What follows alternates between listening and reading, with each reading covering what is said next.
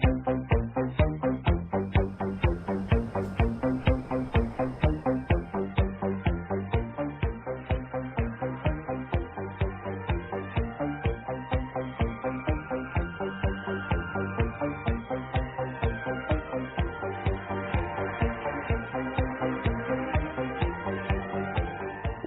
to Art Bell, Somewhere in Time. Tonight featuring Coast to Coast AM from March 4th, 1998. From the high desert and the great American Southwest, I bid you all good evening or good morning as the case may be, wherever you are, and that is many, many places actually, from the Tahitian and Hawaiian Islands out west to the Caribbean eastward, the U.S. Virgin Islands, morning in St. Thomas, south into South America, north all the way to the pole, and worldwide on the internet. This is Coast to Coast AM, and I'm Art Bell. Well. Let me tell you what's coming up.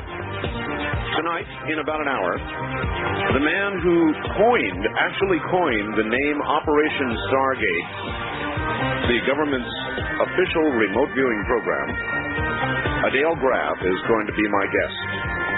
And he'll come and talk to us about remote viewing. He is, in fact, a remote viewer and was an administrator for remote viewers. And so we'll get yet another angle on remote viewing. It's absolutely a fascinating thing. It always has been to me. Tomorrow night, we are going to have a very, very interesting guest. And his name is Bruce Rux. Now, he just wrote a book called Hollywood versus the Aliens. The motion picture industry's participation in UFO disinformation. And the motion picture industry certainly has done an awful lot on UFOs and aliens and all the rest of it, haven't they? And then Friday night, Saturday morning, Dr. Robert White. Dr. White is the man, the surgeon, who removed monkeys' heads and put them on other bodies. Now, when I talked to him earlier today, Dr. White had another name for it. I think he called it a body transplant, but I think the net effect was that one monkey had went, from one monkey to another. He is also a medical ethicist and a very, very interesting fellow. So that'll be Friday night, Saturday morning. I've been trying to get him on, as you probably know, for some time now. I'm looking forward to that program. Now listen to me. Last night, during the program, while the program was actually going on, and all day today, I continued to work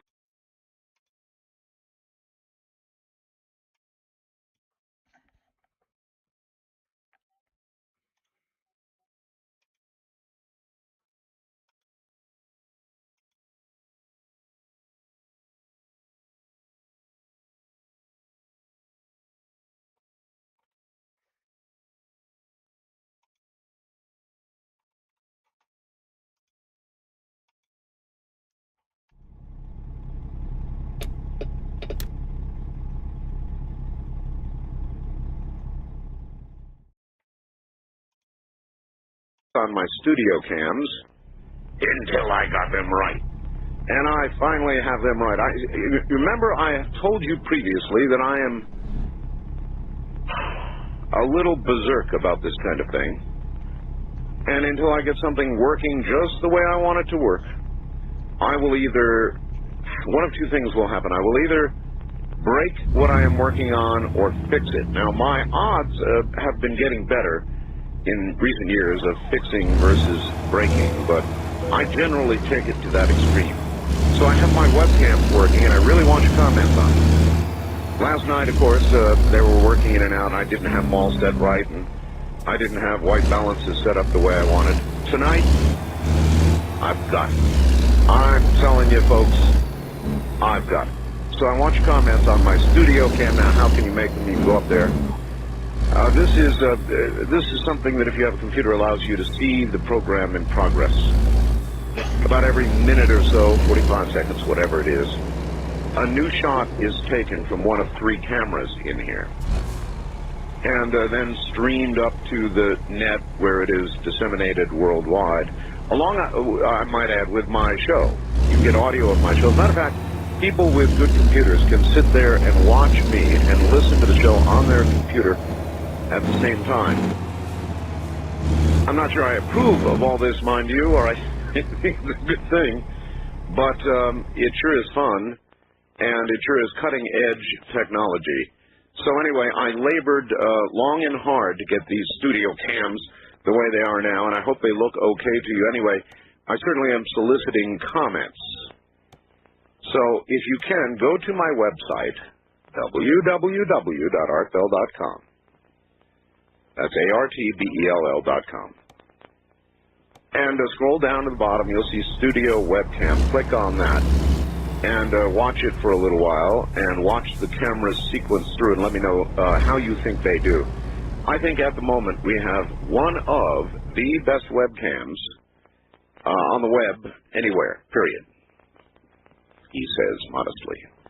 Man, I really worked hard on it. As I said, I worked right through the program last night. That was an interesting program, wasn't it?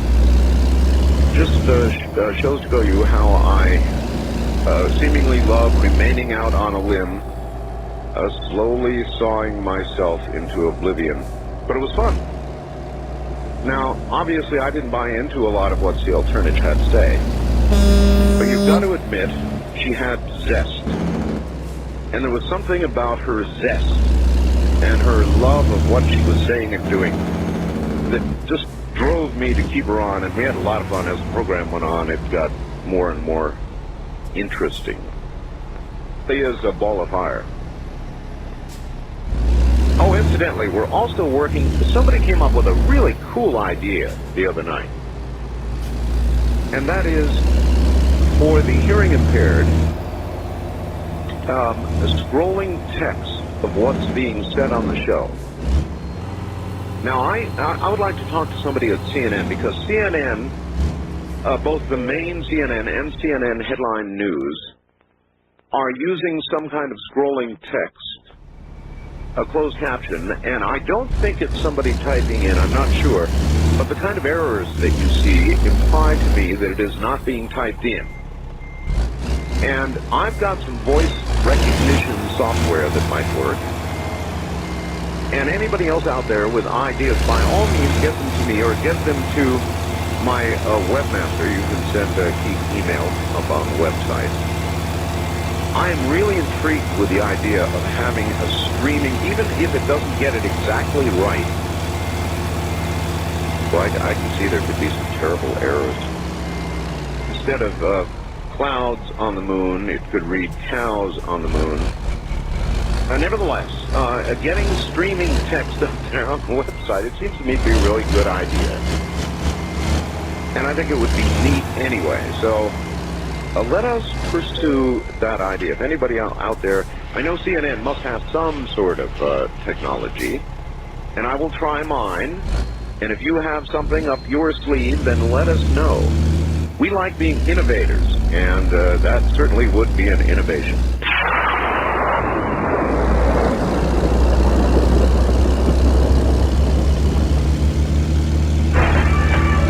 Coast to Coast AM sure sounds great in the middle of the night. But you know, you don't have to be nocturnal to enjoy this amazing show. The Coast Insider is your key to a normal life.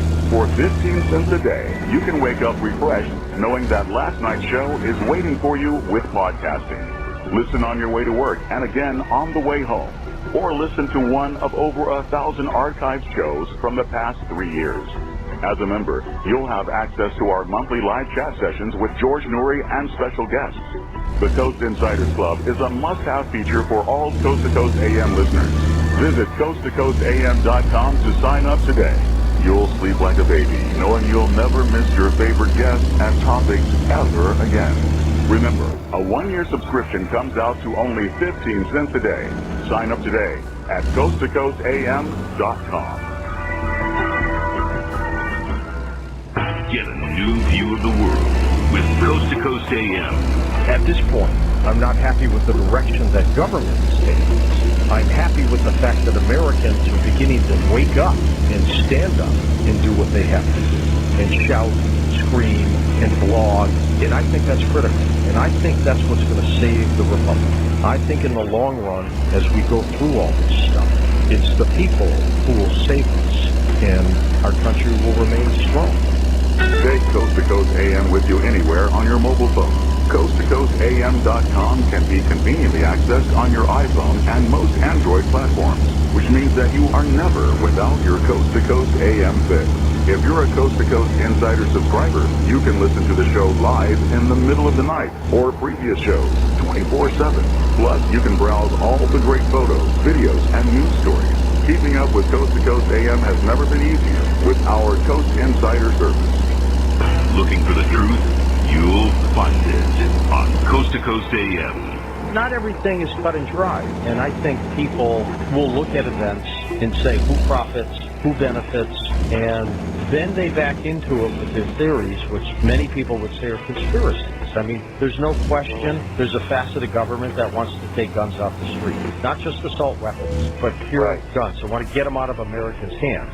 In order to do that, you need tragedies and events like we had in Connecticut in order to create the stimulus to get the legislature and people behind that in order to say, you know what, they're right, we don't need this, we don't need that. So I think when you look at that whole picture, as bizarre as it sounds, because you cannot see a conspiracy at every event, but you will look at these events and say, see, this is what they've created in order to get people to think this way. Bottom line is people don't trust other people, and that's why they create all this. You're listening to Art Bell, Somewhere in Time. Tonight featuring Coast to Coast AM from March 4th, 1998.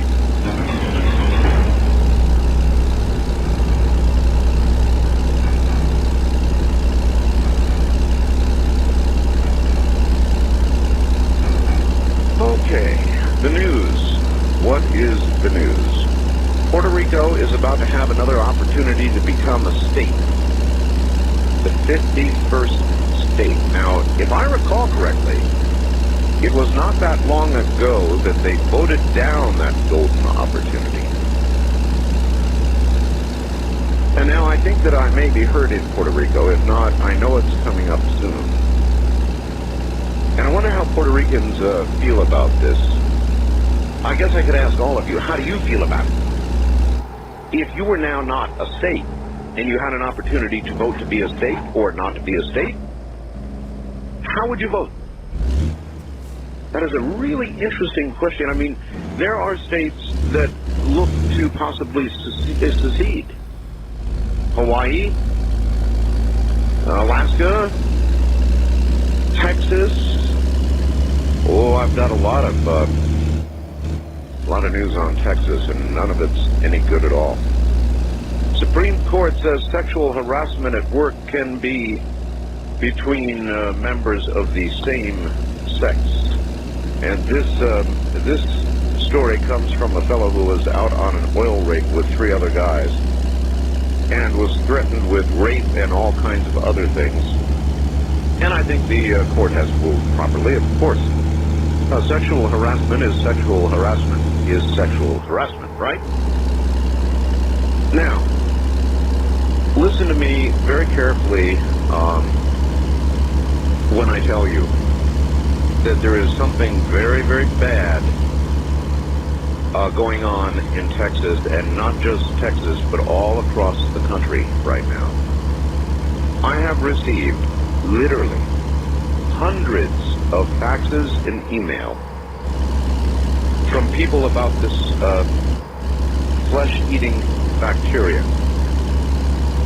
Our KTRH, just here in Houston, reported at 3:03 a.m. yesterday morning that 5 more deaths have been attributed to the flesh-eating bacteria. 5 deaths today. Why doesn't this get more coverage?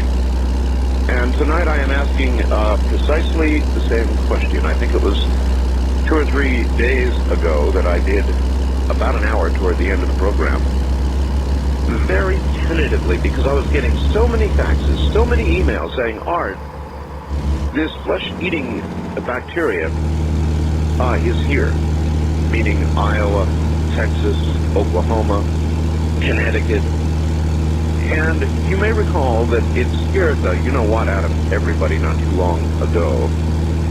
And then the medics, the doctors, the scientists came on and said, oh no, it's been with us forever, which I'm sure is true of strep. Not this particular variety. And that is, for some reason, it is converting into this thing that literally eats you alive. Here's another one. 89 cases of strep in Texas. Run for your lives. That's what the person who sent me the story wrote at the top. Actually, it's a Reuters story. A bacteria that in some forms eats flesh has now killed 18 people in Texas in the past 3 months, according to the Texas Department of Health. It said 89 cases of Group A streptococcus had been reported in that state since December 1st. Here's another one. Art, I have the latest figures on the strep A outbreak in Texas. Count is now 89. The following program is made possible by a grant from the Bigelow Foundation. Welcome to Area 2000. This program introduces our listeners to the scientific approach to discussion of two particular subjects, UFOs and near-death and after-death experiences. To contact the Bigelow Foundation during the work week, call Angela Thompson between 9 a.m. and 5 p.m. at area code 702-456-1606. That's Angela Thompson at area code 702-456-1606. And now, Area 2000. Good evening. Welcome to another Area 2000. I'm Art Bell. And as usual, we've got a full plate this morning. We've got our roving journalist, George Knapp. And way back in Philadelphia, this time at the airport, Linda Howe, just arriving back home, with her glimpses of other realities. And then it'll be Dr. Michael D. Swords, and this morning's major subject, I guess, is going to be UFOs, but his education, his interest goes into the parasciences as well. So we're going to be just moving all over the place this morning, this evening. You're never going to be able to get that straight. Maybe in 4 or 5 years. At any rate, good evening, everybody. We'll try and start it on the right note. Let's find out what's new in the world of UFOs this week and what's coming up. And for that, of course, our roving journalist, George Knapp. George, good evening. Welcome to the program. Well, this week we begin our UFO newscast with things that did not happen, which is sort of, as you know, the bane of what news is supposed to be. Sure. But which is all too appropriate in this crazy field. The first thing that did not happen is communication with the Mars Observer. NASA says the craft is either orbiting Mars, spinning toward deep space, or blown up. Take your pick. It really doesn't matter much to those who were waiting for information from that probe. Is it now declared an absolute lost cause? I don't think so. I think you've got people who are still hanging on that think that something might snap to life and that they still may get some information. I think, realistically, that's a pretty long shot. However, NASA has now appointed a team of experts to evaluate the possibility of another probe to the red planet, what it'll take, what the objective should be, and the ubiquitous Carl Sagan is on this panel, so we can almost rest assured, I think, that investigation of the Cydonia region, which is of primary interest, I think, to people interested in UFO and alien research, will not be a high priority on that next probe mission, assuming it ever happens at all. The second thing that did not happen is the big UFO event in New Mexico.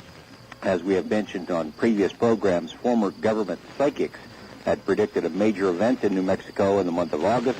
They staked their professional reputations on this prediction, and unless you and I, Art, have missed something on the news wires, their prediction was wrong. George, you didn't say government psychics, did you? Yeah, they did. They worked for the government, yes. Can you elaborate on that? I had no idea we had government psychics. Oh, we do. I think the first guest on your first program was probably more knowledgeable on the subject than I. Psychics is not perhaps the best term, but remote viewers is the term I think that's used in defense circles. All right, that's what caught me. Sure, they don't want to publicize it a great deal because that would be the sort of thing that would attract budget cutters looking for headlines, but yeah, they take it pretty seriously. Anyway, these folks had left government service and formed their own company in New Mexico, and had staked their professional reputations on this prediction of a big UFO event, but there's been no UFO landing, no mass abductions, no spaceships zapping cacti, nothing. As we warned our listeners long ago, these types of UFO predictions come and go, and almost none of them amount to anything over the years. The real question in the wake of this is, why do these folks stick their necks out so far on such a prediction? What it means for the credibility of the ongoing remote viewer program run by the Department of Defense, and could this be another example of disinformation orchestrated by certain intelligence authorities to discredit or otherwise belittle UFO research in general? I'd be curious on Linda Howell's views on this stuff when you talk to her a little bit later. Art, we apparently have some pretty avid listeners in Clear Lake, California, and we'd like to say hello to them tonight. As we reported last week, Clear Lake is experiencing another wave of UFO sightings at present. It's nothing new, we're told. Residents say the same sort of weird lights and craft have been seen there for almost 40 years. It's kind of comparable to Fife, Alabama, which has had these periodic UFO episodes for as long as anyone can remember in that area. Well, are there more of them lately, George? Why is Clear Lake suddenly in the news? Only because the very efficient Angela Thompson has been following up the story and has been passing along the information to me. I think they have flaps every couple of years or so, and they're in the middle of one right now. The newspaper in Clear Lake has mentioned the program, Area 2000, in connection with its coverage of the UFO flap. And, hey, Clear Lake, give us a call and let us know what's going on up there. An update on the situation in Russia. As we have reported previously, we managed to obtain some material from alleged Russian UFO landing sites during our journey there earlier this year. The material, which consists of some strange glycerin-looking nodules, we got it from two so-called landing sites, UFO landing sites in the middle of nowhere. Russian scientists we talked to were unable to figure out what the stuff was. We managed to put it subtly, retrieve some of this, get it out of the country. We sent it to a very respected university-connected lab here in the U.S. for analysis. I've not yet received the final written report, but did speak to the research team leader. The bottom line is they don't know what it is either. This Russian doctor that we had spoken with had speculated he thought it might be some sort of cosmic seeding operation, and if you'll pardon the expression, some kind of like outer space sperm. However, the lab told us that whatever this stuff is, it does not appear to be biological. It's not a seed as we know seeds. The mystery persists because the experts were unable to tell us what it is, where it came from, why it was found in two separate sites, hundreds of miles apart. Will you get a chemical breakdown eventually? I sure hope so. That could be reproduced in nature. They are speculating that it might have something to do with lightning. When we get the final lab report on the material, we certainly will share it with our listeners. You don't want to tell us how you got it out of Russia? No, because I'm going to have to go back there. All righty. Stories about a UFO movie centered on Las Vegas scientist Bob Lazar are true. There had been considerable speculation about whether this matter was going to come to the big screen in UFO circles. Anyway, Lazar has reached an agreement with New Line Cinema. No word yet on when the cameras will roll. A side note for Lazar's many critics, he did not initiate this deal. The movie came to him. In fact, it's not the first such deal to be proposed concerning a story. Already, it has become apparent that some people out there don't want the movie to be made. Some junior UFO investigators have been scouring the country looking for, in their words, dirt on Lazar, with the intention of sending that dirt on to the movie people and scuttling the project. Best of luck to those folks, but it isn't going to happen. The movie will. Finally, the initial reports from last week were true. The Clark County Library series of UFO lectures and films is sold out. In fact, all the tickets for 2 months' worth of programs were gone in 2 days. This happens despite, as you know, Art, continued ridicule from other media here in Las Vegas, blind skepticism in science, concerning UFOs. I think there is an appreciation that regular people feel this topic is important. Regular people want to know what's going on, and I think your program really fills an important niche in that area. And clearly, interest in it is growing quickly. It's exactly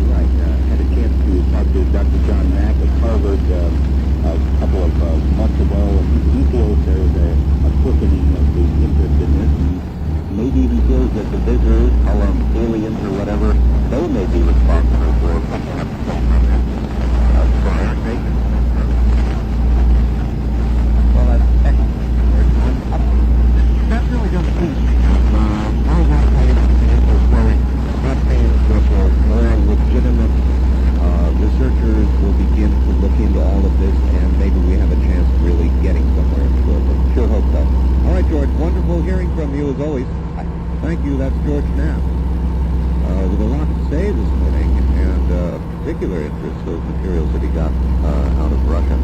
And on another note that he mentioned, when we do get a little further into the program and get to the telephone segment, I too would like to ask that anybody in Clear Lake who can talk us up on what's going on over there would give us a call. I'm glad to know they're listening. Nice to hear they mentioned this Clear Lake newspaper.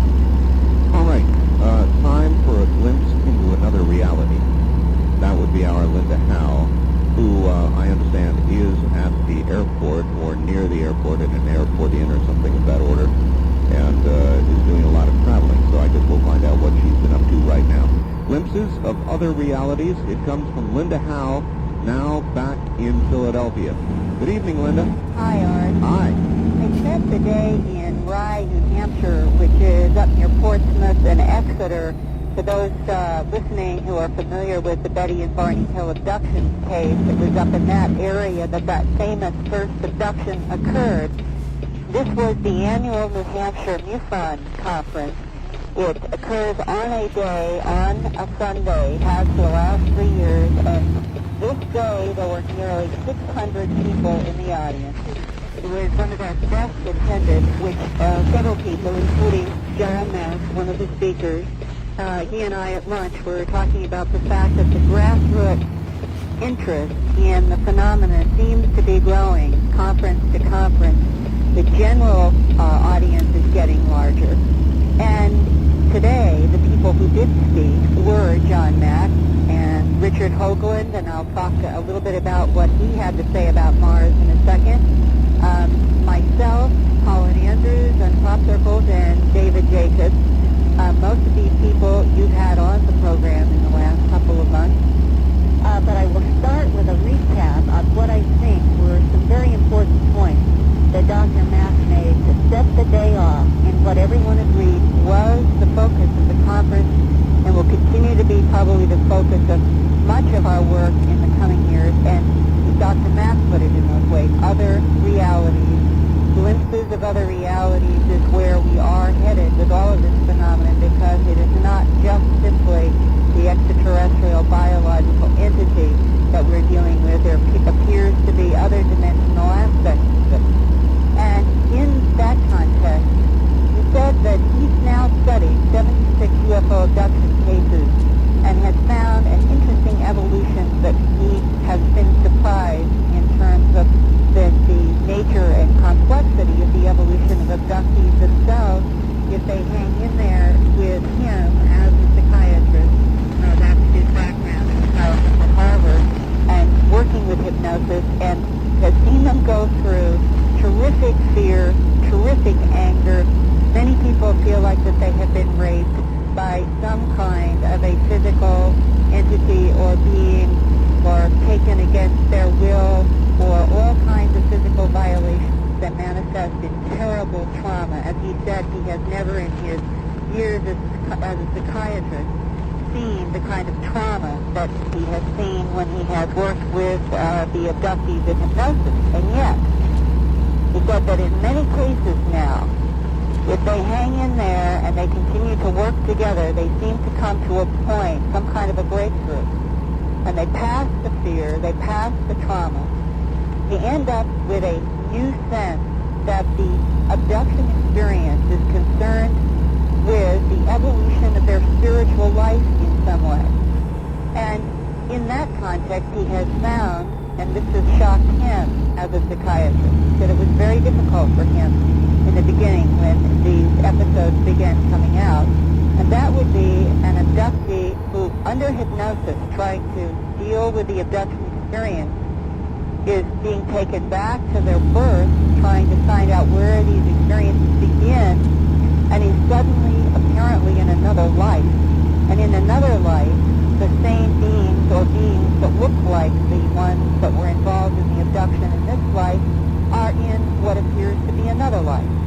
And so Dr. Mack himself, a professor of psychiatry at Harvard University, who 4 years ago did not, as he said, know what he was getting into, and has been finding his own curiosity provoked to the point he has studied and worked with 76 people, is now finding that the whole idea of reincarnated cycles, life to life, is becoming part of his research, and that the same alien beings are in these other lives too, that there's some connection between the alien beings and a particular abductee's current life.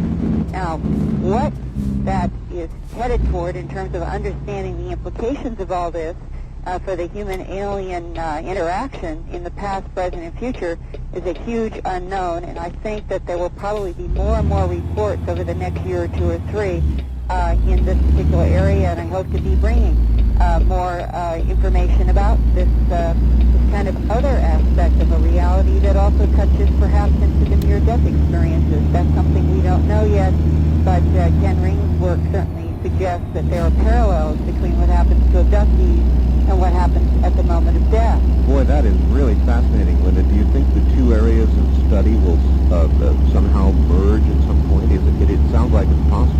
Well, in my own research, I am exploring both all the time, and Dr. Mack and I and others, we see each other on a somewhat regular basis at conferences, and I think what will continue to happen is we will keep sharing our own research and our insights about all of this, and as we see something that seems to be another insight, I will certainly report it on Area 2000, and so the radio listeners and you and I and George and all of us, I feel like we're all learning together as we move along each week, and we really are bringing glimpses of other realities because none of us know the answers, and every week something new happens.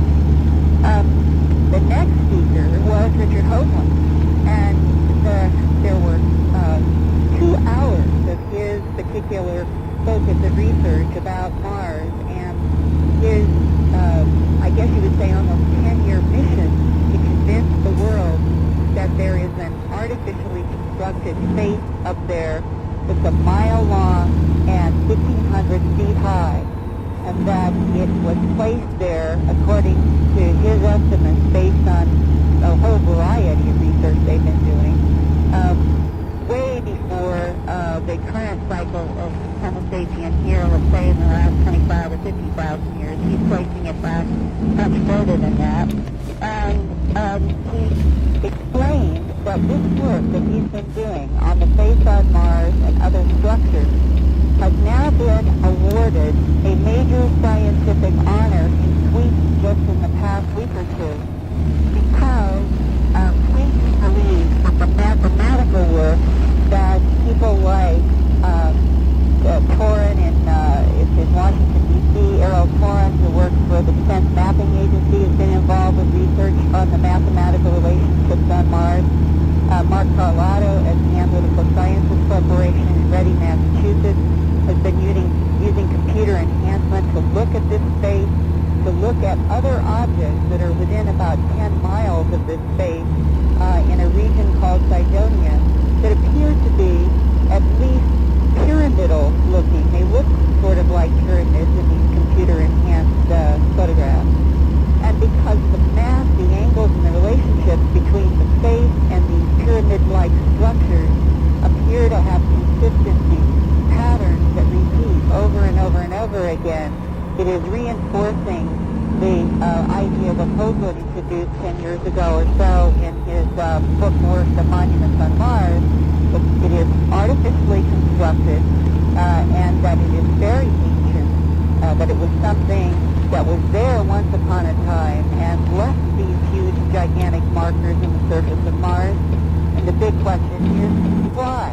Now, he personally stated at the conference today that he has sources that are suggesting, as George has talked about, that the orbiter is actually not in a failure mode, but has continued to function on some kind of classified channel because they wanted to get pictures of this region and other regions of Mars secretly. All right, Linda, I've got to stop you here because somebody faxed me something that I'm sitting on, and I don't know what to make of it. It appeared in a publication called the Weekly World News, September 14th edition. It purports to be a rather high-resolution picture of the face on Mars, and it is absolutely startling. And I guess I'm going to have to figure a way to fax it to you or get it to you. It comes with a story. It says that this was taken on August 20th, this August 20th. So, if it were anything else but the World Weekly News, You'd be ready. Yeah, I hear what you're saying. seriously, but these are crazy. Problem is, we always get leaks here and there, and Hoagland is saying that he's had what he considers to be firmer leaks than just speculation or the Weekly World News, that something actually is still functioning on Mars, but that the government does not want us to know anything yet until they've had a chance to analyze what's up there. Now, I suppose there are two possibilities. One is that it is not functioning and we'll never know and they're going to have to relaunch something. Or they are getting some kind of data, and then somebody's going to have to come up with a scenario of how they would reintroduce this lost satellite orbiting around Mars so that they might reintroduce some data from a planet that we haven't been to since 1976. Well, Linda, they have been right along suggesting that, they may regain contact, so they're leaving the door open. Yeah, and that may actually reinforce what Richard Hoagland had to say today in New Hampshire about this new information, that it actually is functioning. He also suggested that in December that there will be a NASA mission to repair the Hubble telescope. He was indicating that he believes that the mission, the repair mission itself, is also a type of cover-up, that they actually are going to be using that telescope to focus on some kind of multiple asteroid-like objects that are supposed to be coming into the solar system right now that they want to track on Hubble. But what we now have, this is in September, it's not very long until we get to December, we've only got 2 or 3 months to see how is information about Mars, the Hubble telescope, asteroids, how is it going to be handled, and is there something that is going to come out of all of this that will culminate maybe in the government finally knowing something great about the whole alien connection. That's what I'm hoping will happen. Wow. Well, I'll hope along with you. And Let me just give you one quick update, and then I'll pass it on to you. all right. And that is, I got a call Friday before I left for New Hampshire from Dr. Leathergood, and he had had a chance to look at that black tissue around the wheat seed from that enormous 445-foot formation in Churchill that I talked with you all about now 3 or 4 weeks ago when I was in England. That first night I got to Aussie Barnes, and this big, enormous, beautiful formation was laid out in that wheat field. And he's had a chance to look at what's called the electrical conductivity across the bract tissue on those seeds from inside the formation, and says they line up right down the line with a very unusual pattern of electric conductivity and oscillation of this tissue that he has found in Utica Shore Formation, the Kennewick Washington Formation, and others in Canada, the United States, Australia, and England that fall into another pattern of other anomalous changes in the plants that Dr. Leathergood, a biophysicist, says cannot be hoaxed. So, for those caught up in the politics of cynicism out there that are convinced that Doug and Dave, Jim Schnabel, and Robert Irving must be making all of these, they are going to have to show Dr. Leathergood and the scientists how they are actually changing the fundamental microfibril structure of seeds and wheat. Well, that's absolutely remarkable. Absolutely remarkable. I would like to understand a little more of what that means. In other words, is there any other way, naturally or with what these hoaxsters were doing, that this change...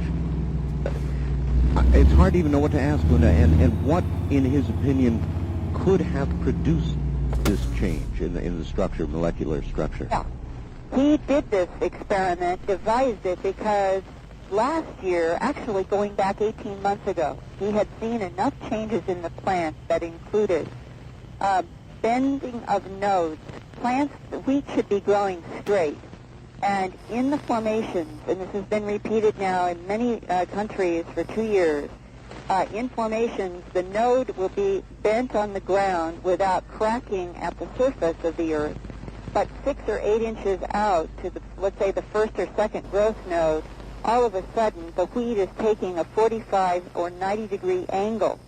It is something that cannot be hoaxed. It means that there's an actual change in the cell structure of the plant stem and the growth node for the stem to actually take off suddenly into a bend and to have many of those inside of a formation and none of those in the control wheat outside. That's one particular demonstration of a dramatic change in the formation. That's absolutely incredible. And this is very consistent with his hypothesis was that was one of many changes that he said there's an intense energy that is interacting with the plants in the formation that is affecting the fundamental biochemistry and biophysics of the plant. And so he hypothesized if it was as intense as he was seeing in these other changes, he guessed that it was actually changing the microfibril level of the plant, which would meet down getting close to the cellular level.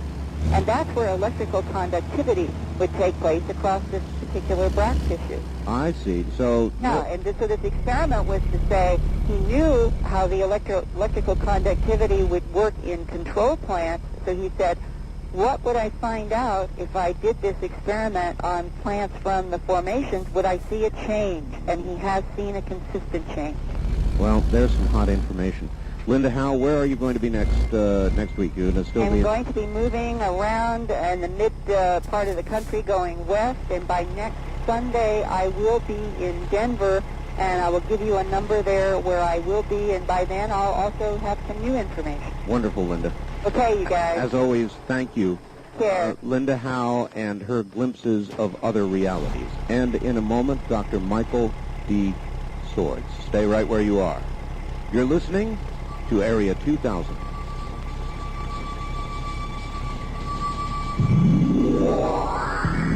From Jackie Gone's Plaza downtown, this is KDWN Las Vegas.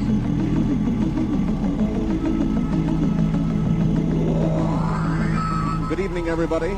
This is Area 2000. I'm Art Bell. Michael D. Swords is a professor of natural science at Western Michigan University in Kalamazoo, Michigan. He graduated from the University of Notre Dame in 1962 with a B.S. degree in chemistry. Also holds an M.S. degree from Iowa State University in biochemistry and a Ph.D. from Case Western Reserve University. His major professional involvements are teaching and writing in the areas of general sciences and anomalous phenomena. His teaching centers about human biology, the history and philosophy of science, scientific methodology, and the parasciences, of which ufology is a member. His writings have concentrated mainly on topics in ufology, parapsychology, and cryptozoology, which we'll ask about, and several have been published in MUFON UFO Journal. He has won his university's Teaching Excellence Award in 1978. Dr. Swords is a member of several professional and parascientific societies, including the American Association for the Advancement of Science, the American Association of University Professors, the Society for Scientific Exploration, and, of course, the Mutual UFO Network, or MUFON. He serves as a MUFON consultant and was in the same capacity for the Aerial Phenomenon Research Organization. The International Fortina Organization, we'll ask about that too, and is a member of the advisory panel for the Society for the Investigation of the Unexplained. He is a board member of the J. Allen Hynek Center for UFO Studies and is the editor of ufology's academic journal, the Journal of UFO Studies. Dr. Swords originally spoke at the MUFON 1986 UFO Symposium in East Lansing, Michigan, a talk for which the current presentation will be an extension. He has recently presented materials at the Abduction Conference, Street 2, as well as the National Science Teachers Association. Dr. Swords may be contacted at the Department of General Studies, Western Michigan University at Kalamazoo. And now, Dr. Swords. Dr. Swords, good evening. Hello, how are you? All the way to Michigan. I am fine, and I hope you are as well. Yep, it's been interesting listening so far. Well, one of the things that caught my eye about you, Doctor, was I know that you mainly do research into other people's research as opposed conducting your own. Yeah, I'm not a case researcher. Right. And one of the things that you said, and I'm going to enjoy this, is that you are not a yes man for anybody's theory. Yeah, as a matter of fact, if I was given the job of critiquing most of the things that had been talked about on the show so far tonight, I'd have to hedge a little bit on almost everything, if not quite a bit. Okay, good. Well, that's a good, healthy attitude. What did you happen to think of what Linda said about the molecular changes in the wheat? What doubt would you cast on that offered information? Now, one of the things that is a problem in all UFO research, and it is flopped on over into crop circles research, is that there are not many people actually doing tests. So that you have a fellow like Dr. Levengood, and I have no reason to suspect that Dr. Levengood is not a very good scientist, but you have him do a piece of research. He's not actually on the site himself. He doesn't do his own sampling. Somebody else does that for him over there and then sends it back to Michigan. And then no one else except Dr. Levengood, who to some degree is working at very long range, rechecks the information. So something like Dr. Levengood's work could be brilliantly correct, but from the point of view of the academic community, since it's such an extraordinary thing, you'd want to have a researcher right on the site doing this stuff and then following in kind of a team research mode all the way through to the data, because it's a matter of trust, after all, as to whether everything was done properly all the way down the line. I don't really have that much negative to say about Levengood's work. I think it's pretty interesting stuff. It just needs to be repeated. Well, as you've looked into what all these other researchers have been doing, and I try to ask every guest I have the same question, are you personally convinced, or do you lean toward the theory that, or the fact that we are indeed being visited? In other words, is something really going on in your view? Have you come to that personal conclusion? I don't think that there's any question that the UFO phenomena entails some very major mysteries which could very well be extraterrestrial produced. But UFO phenomena at large, I compose of mostly errors.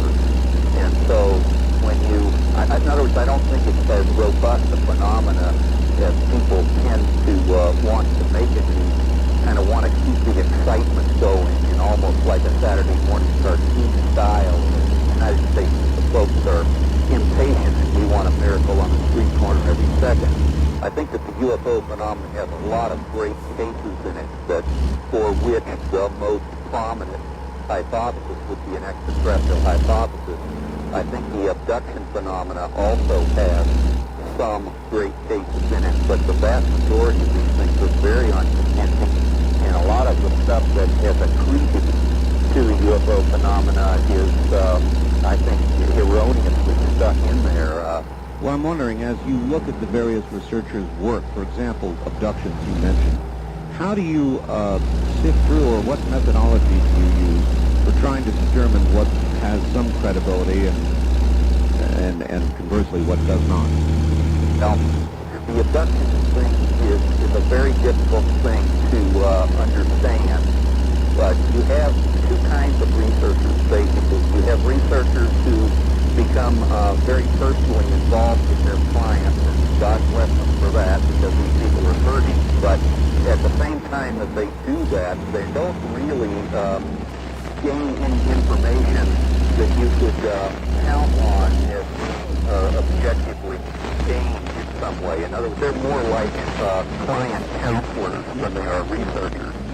And you have other individuals who proceed according to sort of old-fashioned UFO research that go to the trouble of checking the people's backgrounds out and talking to other people who know them, trying to get some feeling for the observer credibility.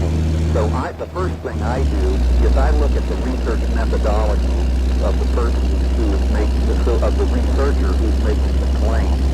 And when a researcher who seems to be very thorough and also has done a good job of checking observer credibility comes out with a statement that these are the various facts which is presented by the reporter, then I say, well, now that's probably a true anomaly, especially when it matches up with what other researchers are reporting. But for the people who... well, all right, how much of that do you find versus the other?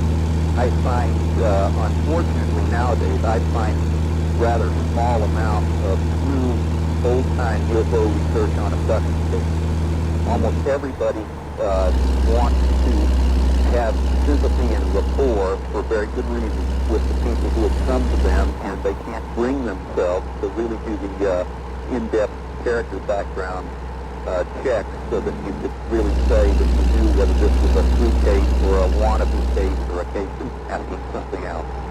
So then, probably the best way to determine is to look into the let victims' background, and if their background is solid, then you would lean toward concluding their story, maybe. Yes, I would at least lean toward concluding that they absolutely believe what they're saying to be true. If then the pattern in what they're saying seems to match other things that they would have no good reason for knowing and matching, then I would say this is very likely a good case. Doctor, how much regard do you have for regressive hypnosis in these cases? I think regressive hypnosis is capable of being a very good tool.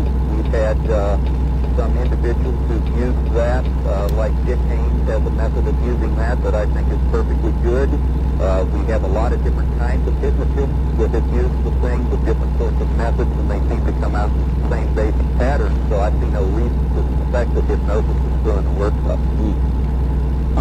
In some of your publications, you've written about something called the wow signal, and that intrigued me. I'm very much a radio person. What is the wow signal? Wow signal was something that came in during a very early search for extraterrestrial intelligence by the Ohio State University radio telescope. I've forgotten whether it was in the 60s or when, but it was pretty far back in time. And they were just doing automated sky scans, and one evening as the thing passed across the sky, it got a tremendous burst of energy from a certain place in space, which was not noticed until the next morning when a graduate student came in and looked at the readout, was so blown away he wrote wow next to the thing. How it got its name. Of course, they went back and they re-scanned the sky in that area to try to find out what it was that gave the signal. They were never able to pick it up again. Do you know what the nature of the signal was? Was it just a pure white noise energy? Was there any... The wow must have been because there was some pattern or something. It was energy at a certain specific wavelength in the spectrum. I don't recall what the wavelength was right now, but the machine was scanning just a certain narrow band of the spectrum. This is not too much unlike what they've recently claimed for the big search that's gone on with Jill Carter and Carl Sagan and Frank Drake, where they think that they've picked up maybe 50 or 60 different of these one-time only signals out there and never been able to relocate them again, all in different parts of the sky, so no repeatability. And again, with the current search going on, which they've renamed, I can't recall the new name for it, but I think it's funded to the tune of about $100 million. The report from those folks so far would be basically negative or nothing that would earn a wow. So we'll have to see how much kind of a thing that they want to run on the politicians who they're trying to get more money from, to see what spin they put on it. But I think intellectually, honestly, you'd have to say that their results are negative, but they're going to feature, I'm sure, the fact that they've got these one-time glitches or whatever it was in the signals from these various points in space to hold out as a carrot that this thing is probably worth continuing. I see. That's what I predict. Sure. Let me try this one with you. Linda Howe was mentioning something we frequently talk about on this program, the possibility of parallel universes, and I was particularly intrigued with her mention of possible tie-in between reincarnation, parallel universes, and this business with UFOs and abductions. Is there any possibility, or is it much too much of a reach to imagine that one day there will be a kind of a merge that will occur where there is some sort of connection? What are your feelings? Well, assumes that the so-called abduction phenomenon is not just one phenomenon, but is in fact a lot of different things that are causing something that sort of looks the same on the surface, then you might be able to say, well, there's one part of this thing that looks like it's ET-based, and there's one part of this thing that looks like it's, say, some kind of a peculiar human mental carnival, and then there's maybe some other kind of thing that's much more paranormal. I don't see at this stage of our investigation, of our knowledge, how one would want to be too confident in making a claim in one of those areas. But I would say this, that you could certainly imagine a cosmos that has reincarnation in it that has nothing to do with parallel realities in any sense other than kind of a loop through a disembodied spheres of existence. You don't have to have a Jacques Vallée and Maconian type parallel reality or something like that. And I would say that if you're going to try to speculate about ET people being involved in past lives, well, there better be a lot more evidence for this than what we've heard so far from Dr. Mack. All right, let us return to an earlier time, maybe the beginning of the modern UFO phenomenon, and that, of course, is to 1947 and the Roswell business. I take it that there's been so much done on that since you study what others have done, that you've looked at Roswell and the studies done on it very carefully. What have you concluded about that incident?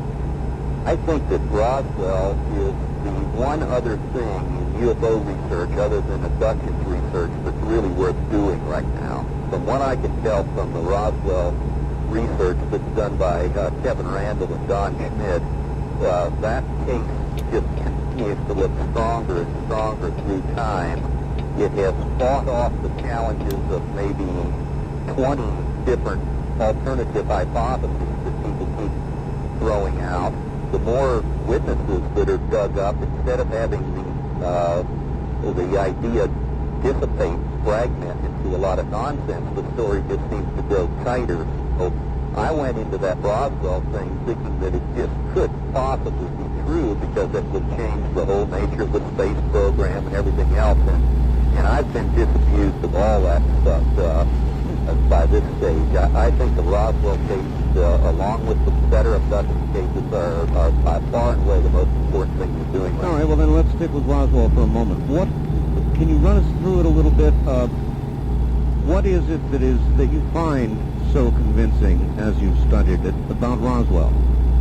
Well, the first thing is the fact that the initial witness who cracked the story was a man of such importance in the armed forces, a high-level intelligence major who, almost no matter what kind of a game you try to think up, would be serving no good intelligence purpose in breaking the Roswell story the way he broke it.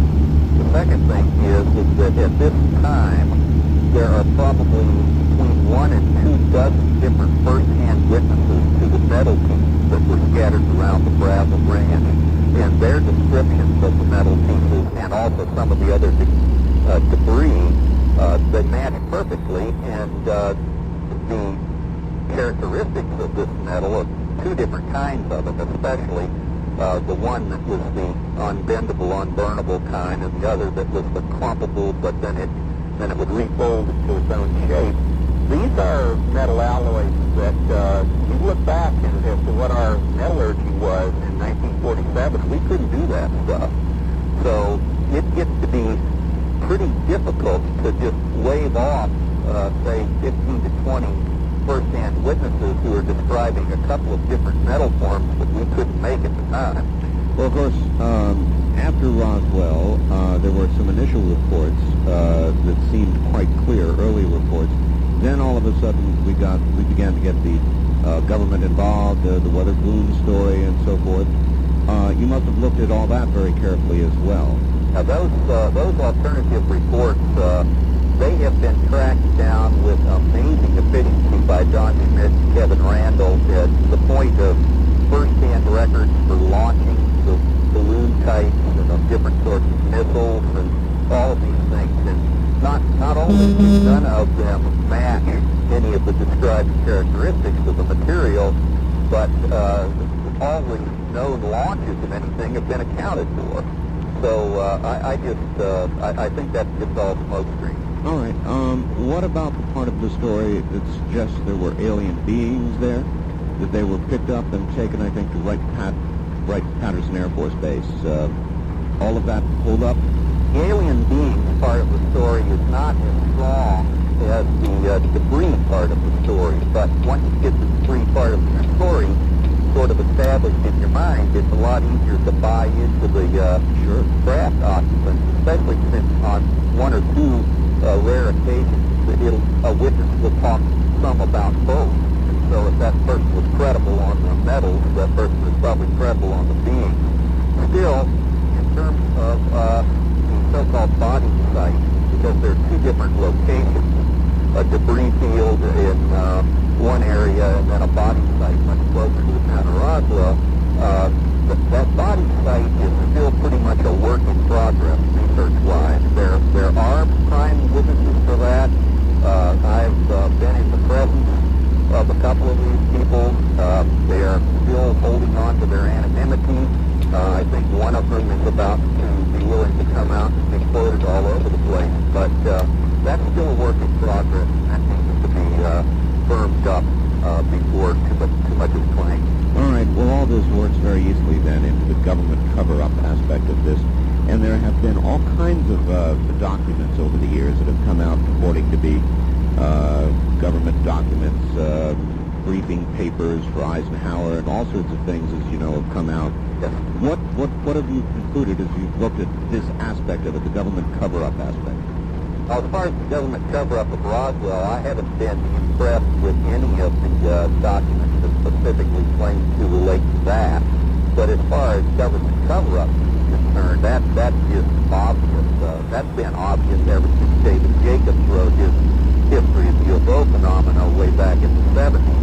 As soon as people got inside the Robertson panel information and also the Condon report information, these are the two major government elements that existed. One which ended up with the idea of completely debunking UFO field forever because of national security reasons. The other one was the so-called scientific study, which was a debunking study from the beginning. As soon as those internal documents were revealed, it was obvious that you had nothing going on except a big cover-up, and we've done nothing but to indicate more of the same with all the FOIA documents. And as a matter of national security, from what perspective? Well, there's a lot of reasons that it can be a matter of national security, but I'll give you the main one that the Robertson panel suggests. The Robertson panel was a CIA panel, for listeners who haven't heard about this, in 1952, very late in the year, actually early 1953, that was composed of 5 major scientists, and they recommended actually a downplaying UFO phenomena because mainly during the previous summer, which was a big flap, probably the second biggest of all time, the communication channels within the military were so clogged by citizens calling in that they considered it as having weakened the country's ability to respond to a real attack from the Soviet Union. And so they felt that if so-called UFO hysteria or enthusiasm or whatever you want to call it was allowed to just go unchecked, that they would continuously be vulnerable from, say, the Soviet Union messing with us and doing things to stimulate a lot of calling on the phone lines and then maybe be able to have a more successful attack coming after, say, a fake UFO wave of some kind. I've got something. Well, you know, there are so many governments in the world, and if we have decided to cover it all up, or for the reasons you just suggested, or even others, what about all the other governments in the world? Oh, it would be my opinion that that our government was the only one fortunate enough to have a crash come down and ended up with something really amazing that it had to cover up for more reasons of concern for various social and economic institutions in the country, and that would be the Roswell reason. The other countries wouldn't have to be bothered with something like that. back in those days in 1947, that would have been such a big thing that we would have had to have gone to the other major powers in the world and informed them at least somewhat and gotten a gentleman's agreement to keep the lid on the crash saucer thing. But as far as other governments were concerned, I don't know what their thinking process would have been. Certainly the Soviets would have had a somewhat similar concern to ours, as Boyce Robinson had. Sure, I'm sure they would have. We're now beginning, of course, with the Soviet Union breaking up and with Russia being so much more open. As you may have heard, George was actually able to get the materials out. That never could have been done previously. There should be a lot of new information coming from Russia and the other republics. Are we getting much?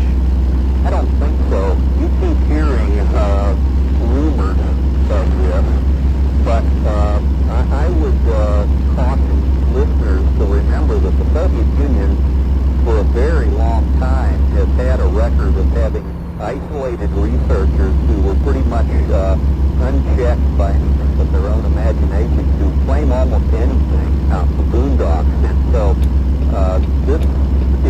unless we get some extremely good trustworthy information from research institutes that are backed by known scientists, I would not just automatically swallow any stuff that comes from the Soviet Union. Now, the other thing to say about that is, though, that Dr. Haynes from NASA Ames, which is someone that you may get on your program sometime, he's a very good scientist.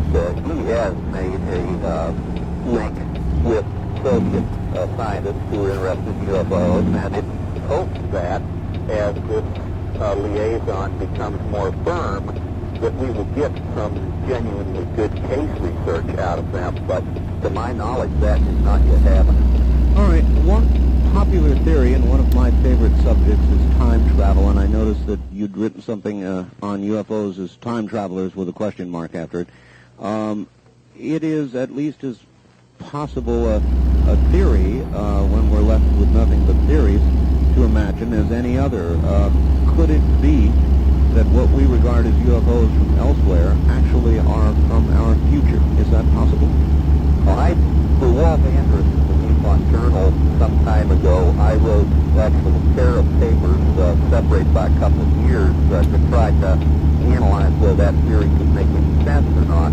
When you take a look at the shape of the typical euthanaut, it turns out kind of amusingly to me at least that critter does look like something that you might expect due to what's called a neon shift or a gene rate growth shift, so that our own human species might tend to look a little bit more like our own fetus grown up, to say. And so I thought, well, that's kind of amazing that the biological part of this thing could actually make some sense, that it would be the same species just in a future mode. Is there anybody, Doctor, doing any work on computer projections, one might imagine, of how we might continue to evolve? No, and the reason why is that when you look at the thing in terms of the theory of evolution, it doesn't make any sense. We basically have stopped our evolution now. We're not going to change on the basis of just natural activity. Now, we might choose genetically re-engineer ourselves, but and that would have to do with this beyond. Boy, that's fascinating. You're concluding we have stopped our evolution. And then what? Now I'm pushed on time. I've got to do newscast at the top of the hour. I would like to come back and continue this with you. So relax for about 5 minutes. We'll do some news and come back to you, Doctor. Okay. All right, Dr. Michael D. Swords from Michigan with us. More Area 2000 coming up. I'm Art Bell.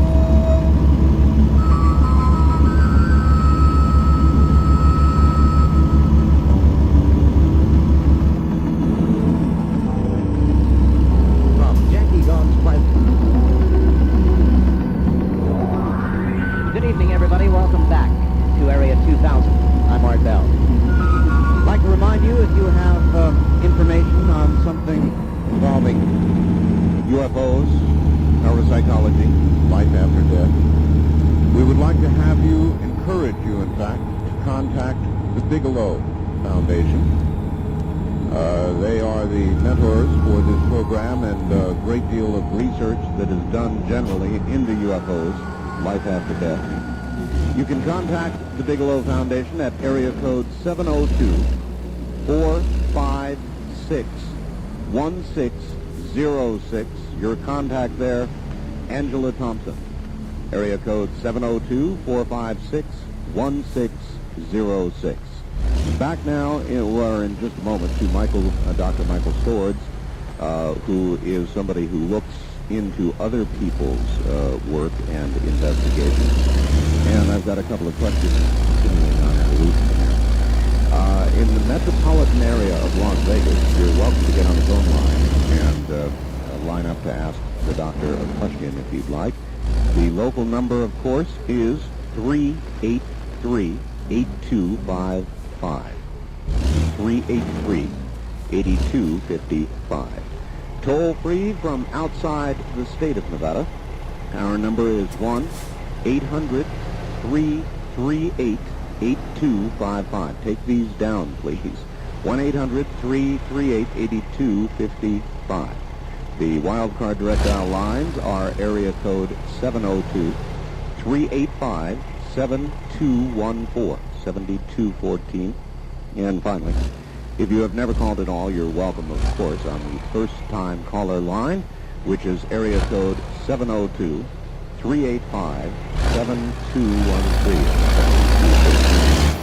With that, back now to Kalamazoo, Michigan, and Dr. Swords. Good evening again, Doctor. We were on you really stopped me when you said that our evolution has stopped. How do you conclude that?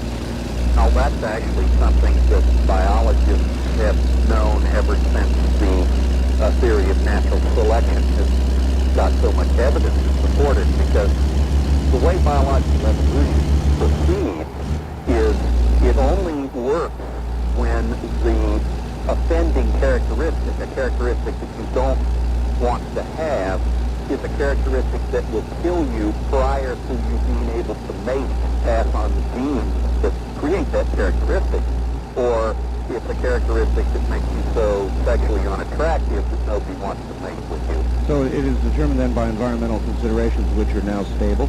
Well, the thing that stabilizes the thing is the fact that we have brains, and we don't wait around anymore to die. Instead, the person with an appendix that gets ill has the appendix simply taken out.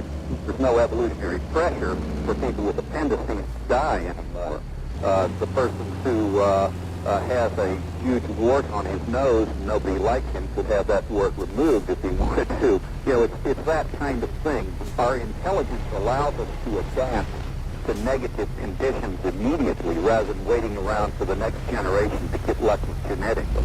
Suppose there are stark environmental changes. The ozone dries up and blows away. The planet begins to heat.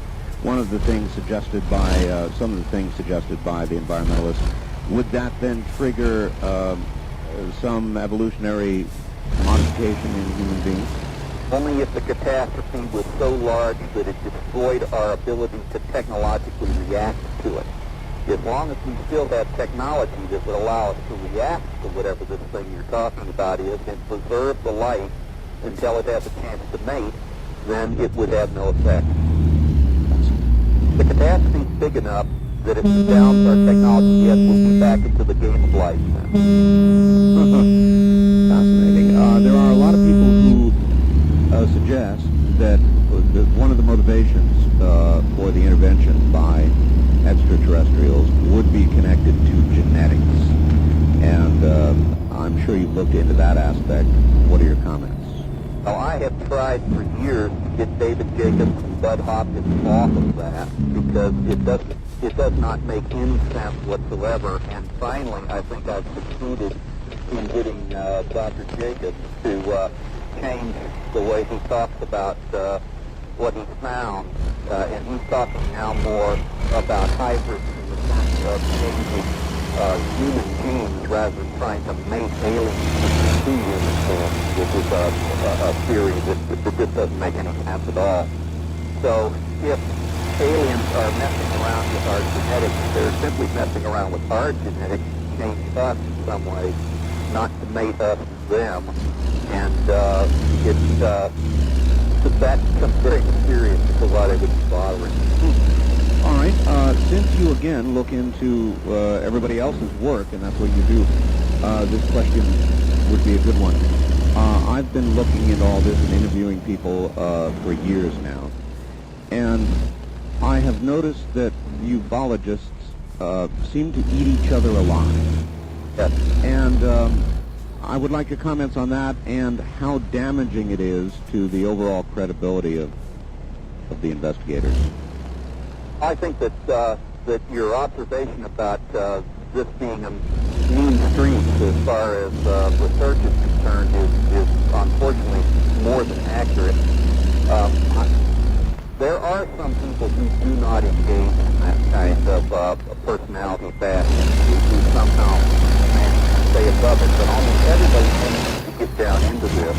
The reason why I think that happens is that UFOs are something that the majority of people in the country seem so anxious to want to ignore or to ridicule or get rid of in some sort of way that the researchers in the field think that they have to be perfect. And as they try to be perfect, they end up taking some kind of extremist positions that will never allow themselves to admit that even some little part of what they've done is wrong. This ends up then when somebody comes back and tries to mention, perhaps even in a nice way, that some part of what they have done is wrong, it becomes very personal with them. I think the other reason why it happens all the time is that most of the folks who are doing research with UFOs are amateurs. And I don't use that word in any pejorative sense. I'm using the old English word of people who love what they're doing, but they're not doing the thing with an academic style. And because of that, it just creates an environment that maximizes all the tiniest little errors to the worst possible end, and it really hurts the field getting any kind of credibility. Well, and maybe adding to it all is disinformation. Is there or is there not, in your opinion, an active disinformation campaign by the government or any other agency or peoples? Is there a lot of disinformation, intentional disinformation out there?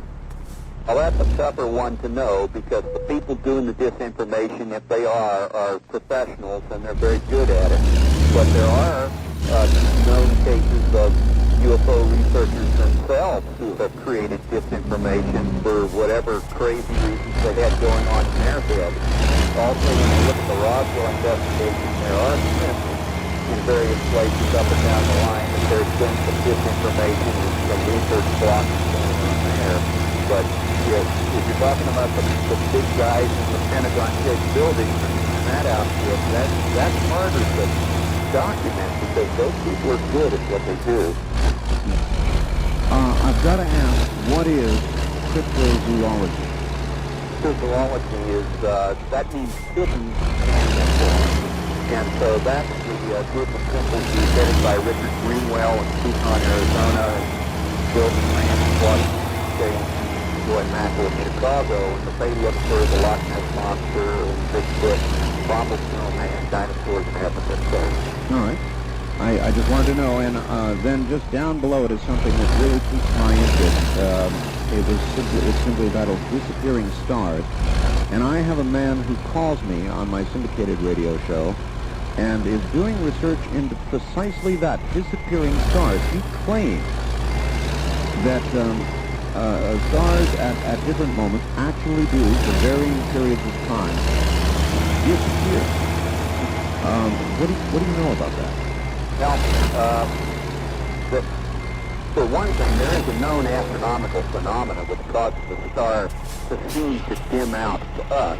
These are extreme variable stars, and that they go from a very high magnitude to a very low one as part of a cycle that probably signals the end of their life.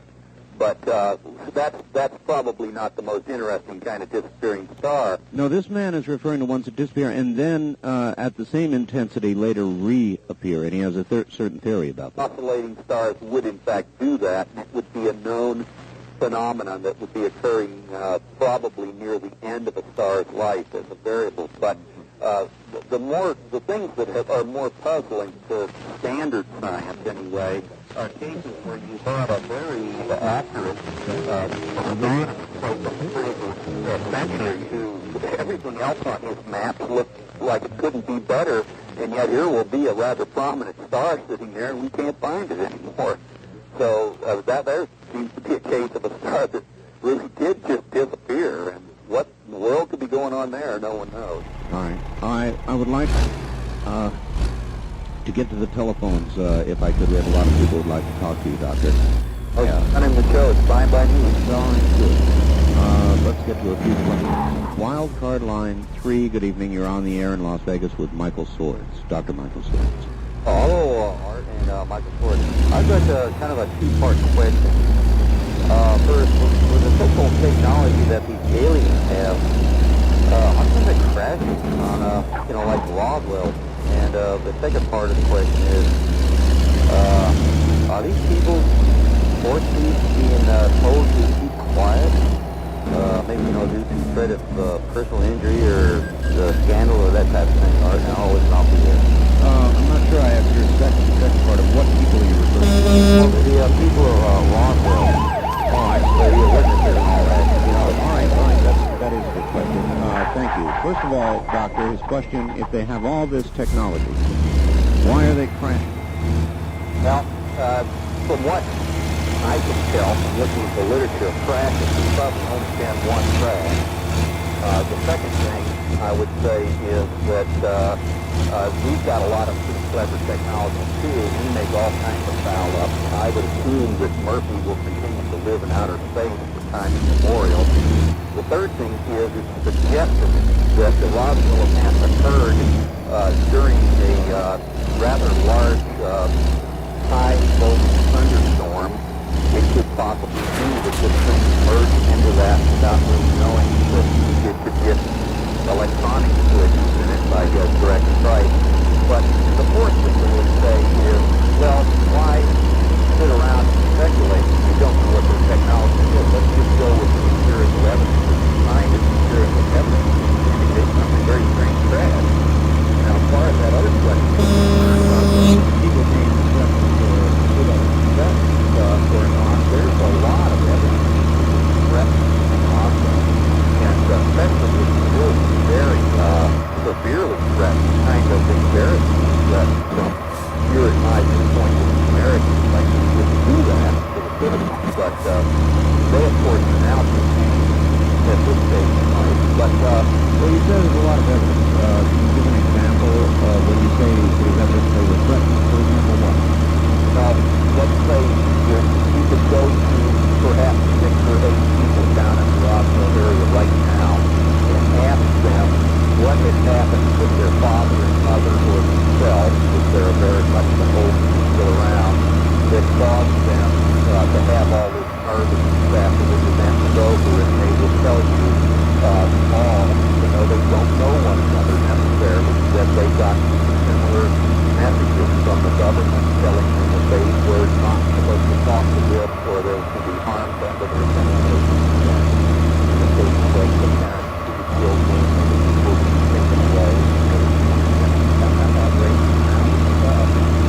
as far as the military people are concerned, the military people mostly don't feel threatened. They just simply feel that they have made a personal challenge since their commanding officer is now dead, they can't find someone to be able to relieve their back. Presume for a moment all of this is true, the government is covering it up, they know. If you personally had all of the evidence you needed, and you could have a news conference, and you could beyond any shadow of a doubt announce to the world that, oh yes, it was real, oh yes, they did, here's the truth.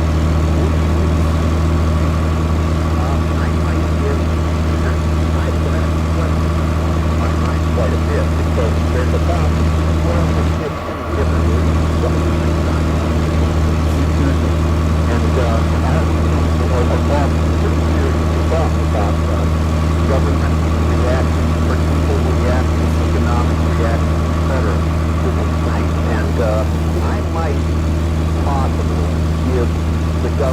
one last chance to explain to me why I shouldn't read this.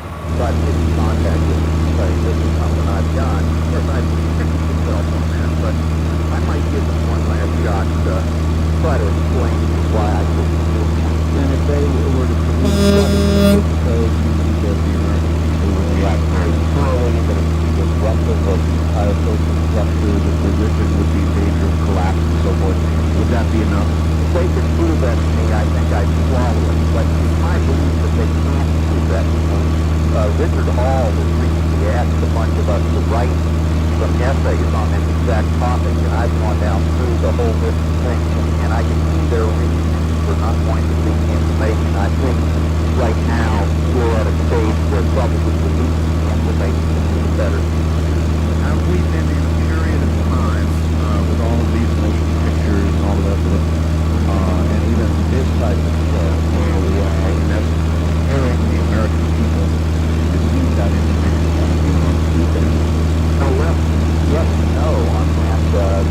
Shows like yours probably yes for most of the features on the show, but the no part is the abduction part.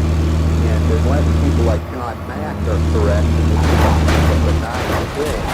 The Bud Hopkins Jacob scenario, this thing is kind of horrible, is precisely the thing that would not want you to release information. This is real and it's going on, and you can get plucked at any time and nobody else defense against it. All right. And that brings up another good question.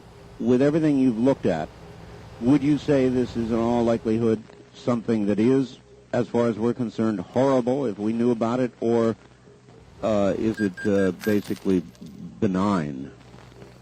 It's my guess that, and this is just a guess, and for goodness sakes, don't rate this as anything more important than one person's opinion, but the guess is that because human beings do not seem to have been deliberately harmed in some physical way, now admittedly there are some possible exceptions to that in some of the claimed cases, but I still think that some of that stuff is pretty loose as far as the claims. But I would say that the worst case scenario that I see so far would be of some self-centered group of individuals, ETs or whatever, that were using human emotions in some kind of a way, but did not intend any kind of a permanent harm to the host. And so because we have been able to live with the shadow of the atomic bomb hanging over our head, I'm not so sure that we could live with the shadow of this hanging over our head, knowing that we're going to get up in the morning and we're going to get basically it's going to be another form of a nuisance after a while. Yeah, plus I suppose the conjecture that if they have this technology and meant us harm, we'd be harmed. Yeah, and unless for some reason they want some other kind of thing out of us first and then still would be looking for harm afterwards. There's always a possibility. All right. Line 1, good evening. You're on the air with Dr. Swords, who is in Michigan. Well, good evening. Good evening. Art, it's very interesting that you brought that particular part up. It wasn't exactly what I called about, but I had a chance to talk to my grandmother a while back who remembers the night of the War of the Worlds radio show. Yes.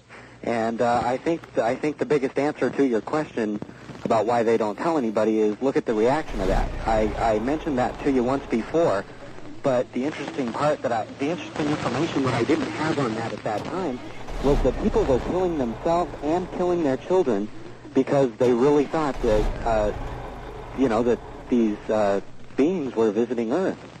Well, of course, if you ever heard that radio show, it was awful. I mean, they were zapping people, eating people. People, it was not a benign visit. So that was then, and that is an interesting subject. Well, I'll ask the doctor about it in a moment. The thing on that, though, that I want to elaborate on, Art, is that, yeah, maybe the times have changed and our technology has gotten a little bit better, but human nature is human nature. I mean, if I were out in the, and it seems really funny to me that the only people that really get a chance to experience this kind of stuff is Billy Joe Bob, who lives, out in Boo-Foo land. The thing that really gets me about human nature is human nature. He's going to feel I need to protect myself. I've got a gun, bang, or, you know, whatever else. I can't really tell you of very many people who are going to sit back with open arms and say, come on in, have fun, and that sort of thing. I think people are going to be really on the defensive. And as far as, you know, all the movies coming out in this radio show, I really think that these kind of things can desensitize people on a lot of issues, but I don't think this is one of them. All right. Do you have a specific question, or? Well, I would like him to comment on that. All right. We will do that. Thank you. Doctor, I guess he's saying that you can't be desensitized really on this issue, nor can you be prepared. And he points to that radio broadcast. Indeed, that was a big disaster. And I wonder if a decision, for example, in Washington to keep all this silent might be based on that catastrophe, which is probably one of the best studies of what human beings would think. The government's perfectly aware of the Orson Welles broadcast situation, and in fact it appears in a couple of studies that were made by them to ask the questions about the response to just the general question of the meaning of extraterrestrials. I think, with all due respect, that the young gentleman's facts on what went on in New Jersey are wrong. The extent of the damage there were basically automobile accidents and things like that. People... Not a lot of suicide, people killing their children, sort of thing. My reading of the situation, there was... I would say none of that, but let's be open and say little or none of that. I don't believe that any of that went on. In terms of what kind of people are done, using all these stories so far about we know of people all up and down the socioeconomic spectrum and through all the races, and with a wide mix of people who are coming in and talking about this. One of the guys that makes rounds is Dr. John Salter from the South Dakota State University, and here's a guy who's with a totally intellectual basically experience all the way through. I do think it's true that there is going to be a significant segment of the American people who are very anxiety-prone, and if you can't desensitize them to that, and that I think is right. But I think on the other hand, we have been, as I mentioned before, living under a threat that at least a horrifying hydrogen bomb for a couple of decades now, and somehow or other, although it's not started we managed to go about our business. So I think that the jury's out to what the impact of this will be. All right, Doctor. Hold on just 1 second while I do a station ID, and we'll be right back. To Area 2000, my guest, Dr. who looks into other people's research in these areas, and there's a fascinating thing about it. If you'd like to make a comment, the only line I have open is one local line that is clear. That's 383-8255.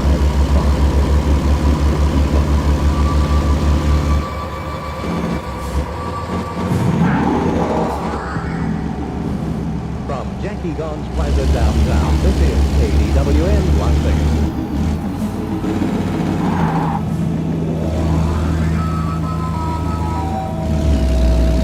Good evening. This is Area 2000 on the air every Sunday evening from 8 until 10 o'clock. Happy to be with you. Back in a moment to Dr. Ford. Well, no, back right now. Dr. Ford, Dr. back on the air again.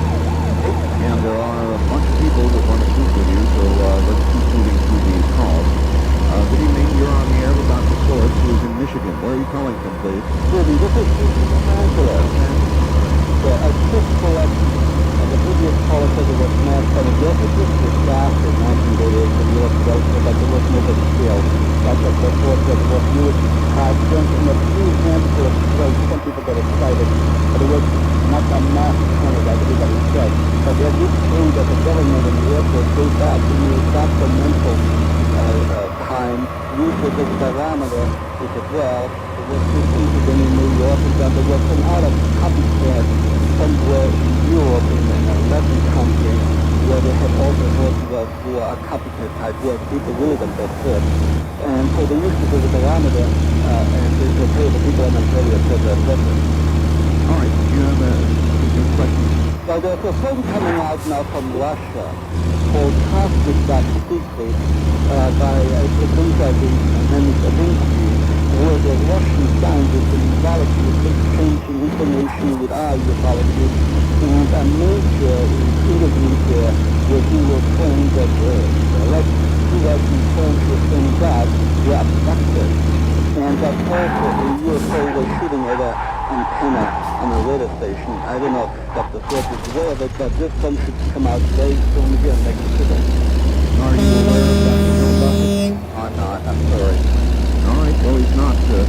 Well, but that is like 59 now. In terms of freedom of speech, in some ways, we're behind the UFO research, but they're more open-minded than we are. They really are hungry for knowledge, and they have less fear than we are.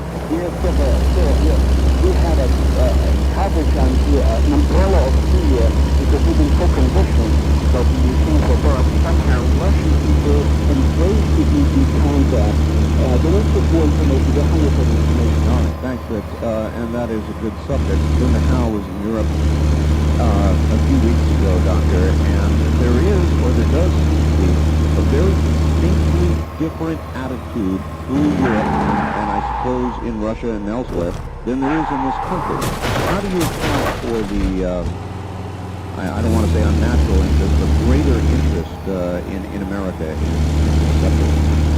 I think that we're not a very correct view of what the Europeans and the Russians really have in terms of interest. After all, what do you have? You have a few UFO U.S. researchers going over there. Naturally, the people they're meeting with are the people who are most interested in UFOs. They're going to put on their most positive views on the thing, especially the Russians do that, because the Russians not only want to make the interest of the U.S. researchers, but they also want us to help support their research because Russia is so destitute for money. The major institutions over there that show the UFO research ends up every time, and understand it, and don't vote against them, but they end up every time they have to use the money at the end of their letter. Hard currency, please. Yes, indeed, and I don't think that I would say that if anything, in Europe, that there's much less interest in UFOs. The tendency of the people who study UFOs in several of those countries is to view the thing as a psychosociological phenomenon. In fact, that's the heartland of that particular theory about UFOs. I don't think, I would say that if there is an unusual interest in the Soviet Union, it might be because they've just gone through so many decades of atheistic imperialism, and that this is kind of a religion substitute for them. But other than that, First time caller line, you're on the air with Dr. Smith. Hello there. Line 2, you're on the air with Dr. Smith. well, Hello. yeah, Art, I just want to tell you, I really like your show, I've been listening for years. Thank you. Yeah. And I got a couple questions for the doctor. First, one is on abduction. And the question I have is, what does your research show as far as abductions through tangible items as far as walls, canvas, pens, etc.? And the second is, you've done any research as far as in Area 51 in Nevada. I've done some of my own research up in the area, and it's been very, I can't really say the word for it, but I've seen a lot of weird things up there. All right, Doctor, let's go to Area 51, if you would. It's just to the north of this here. And I wonder what sort of, there's been a lot of documentation and research about this area. Some people speculate there are discs up there, and so forth and so on. What have you learned about that? Now, as far as the more spectacular kinds of claims are concerned, I haven't yet been very impressed with those because of the very fragmentary nature of the information and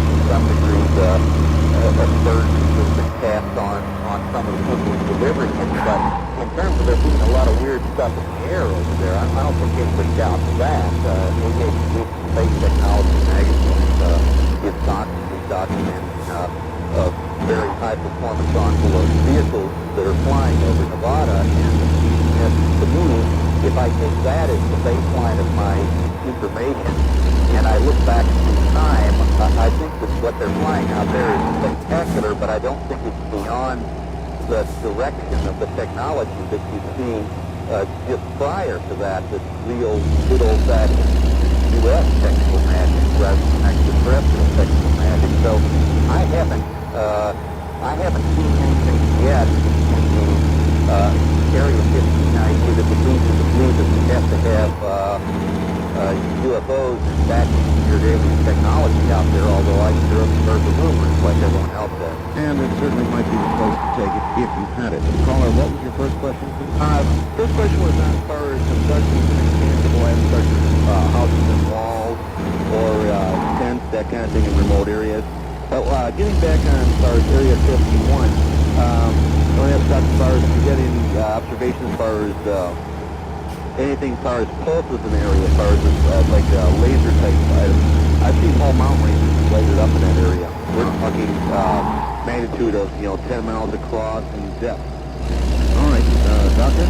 Well, I've heard from some of the people on the aircraft side of things that the engines of what they call the pulsar craft are so great that when they turn on, they light up the whole area around. So I think that it's not like it's a laser effect. It's not like another thing.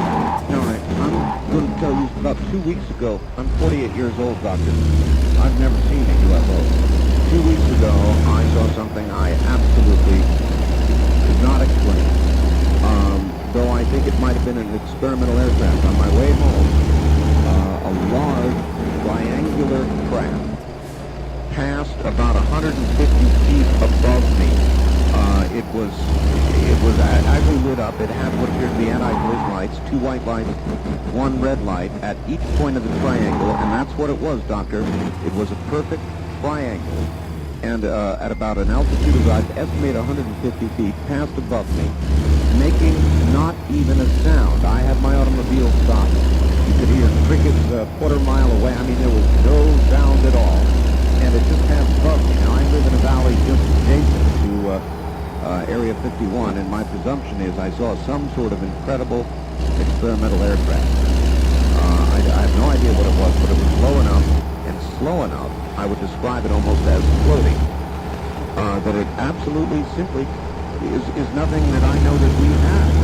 It was remarkable. Now, I'm impressed with that kind of a thing because, first of all, if you're a credible witness seeing something fairly close, a good close encounter of the first kind report, which matches the pattern of the so-called Belgian triangles that were researched so well by the Belgian government a few years back. It's almost precisely the same description given for the objects that appeared quite often over a several-month period in Belgium.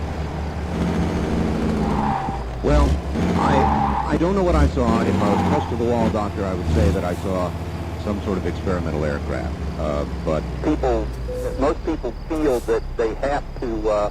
The crux of the thing is that if what you saw was the same kind of an object that was in Belgium, then the key thing is the Belgian radar reports, which show an extremely rapid direction and upward acceleration that should have produced more G-forces than a pilot could have taken, and do seem to be a little out of the performance envelope that we would expect from a current technology. a little out is putting it mildly, and I'm still thinking very hard about that encounter. I just thought I would take that moment to discuss. Okay, line 3, you're on the air with Dr. Swordsman. Good evening. Good evening. I think everything is explained to some point to make the list the data right over there. And this is not true. All those people in the list and the UFO, those are the same people who talk all the time about Jesus and this matter. They will see those people, they see the that in nada in different kind of places, like in Siberia, like in Poland, like in different. So this is absolutely natural.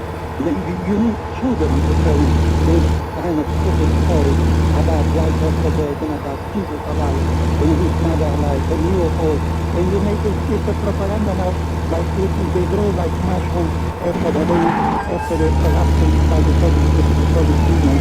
So they try to make people believe in God, stupid ideas, and God superstar.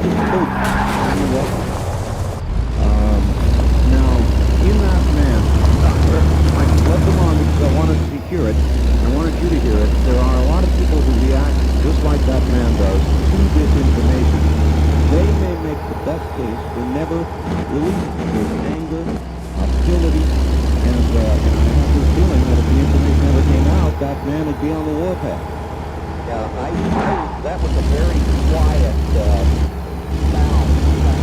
So all I get from that this was a gentleman who was so complaining about UFOs things like blood-carry virgin things or like that. Yeah, but what I would say is that we've always had a element in society that needed some very simplistic grounding, or they become somewhat unhinged, and things are going to happen when we walk on the moon.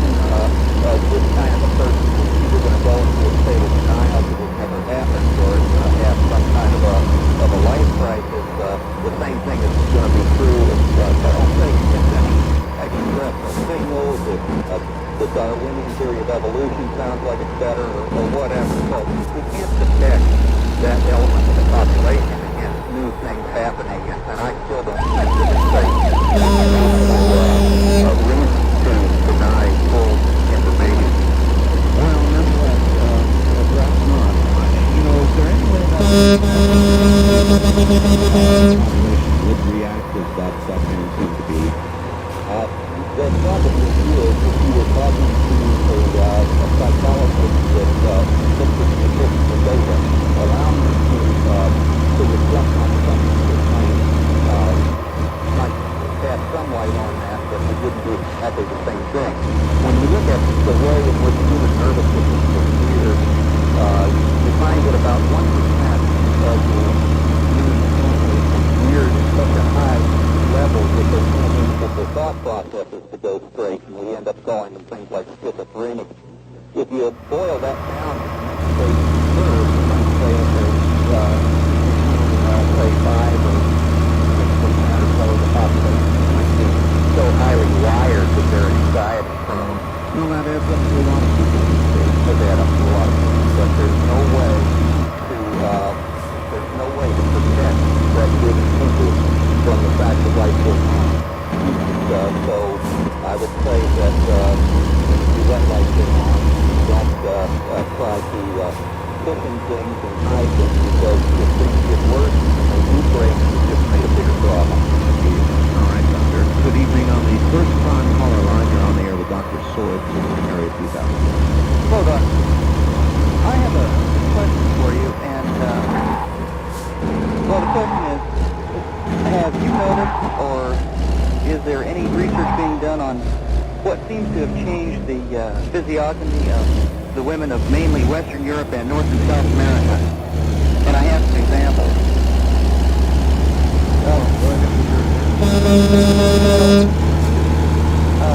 The arms of women since roughly the mid-70s have become very long, and their hands are either very narrow with long fingers or large hands with thick fingers.